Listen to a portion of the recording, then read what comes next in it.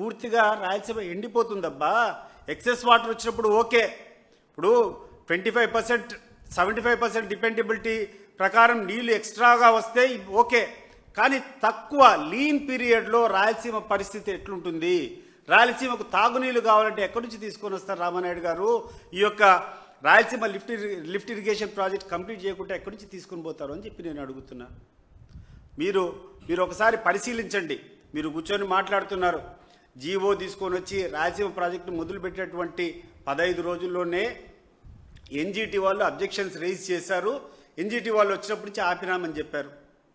మరి ఈరోజు మీకు ధైర్యం ఉంటే, నిజంగా మీకు చిత్తశుద్ధి ఉంటే మీరు రండి ప్రాజెక్ట్ దగ్గరికి, మీ ఎంబుక్స్ అన్నీ తీసుకొని రండి, మీ అధికారులందరినీ కూర్చోబెట్టండి, చెప్తాం జగన్మోహన్ రెడ్డి గారికి చిత్తశుద్ధి ఉంది.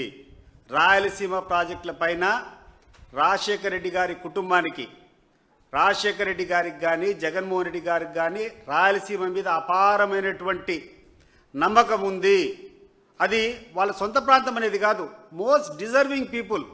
గడిచిన కొన్ని వందల సంవత్సరాల నుంచి చాలా దుర్భిక్షమైనటువంటి ప్రాంతం ఏదైనా ఉందంటే రాయలసీమ ప్రాంతం.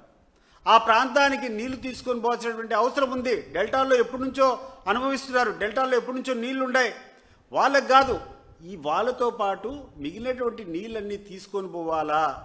సముద్రంలో కలిసిపోయేటువంటి నీళ్ళన్నింటినీ కూడా ఆదా చేసుకొని రాయలసీమ ప్రాంతంలో సుభిక్షం చేయాలా అనేటువంటి కఠినమైనటువంటి నిర్ణయం మనస్ఫూర్తిగా తీసుకునేటువంటి నాయకులు రాజశేఖర రెడ్డి గారు. ఈరోజు రాయలసీమ బతుకుతూ ఉంది. రాయలసీమలో ఉన్నటువంటి రైతుల కళ్ళల్లో కూడా ఏదైనా ఆశ కనపడతా ఉంది అంటే అది కేవలం పోతిరెడ్డిపాడు దగ్గర నుంచి వస్తున్నటువంటి నీళ్ళ విషయం అనేది గుర్తుపెట్టుకోవాలని చెప్పి ఇరిగేషన్ మంత్రిని కోరుకుంటున్నాను.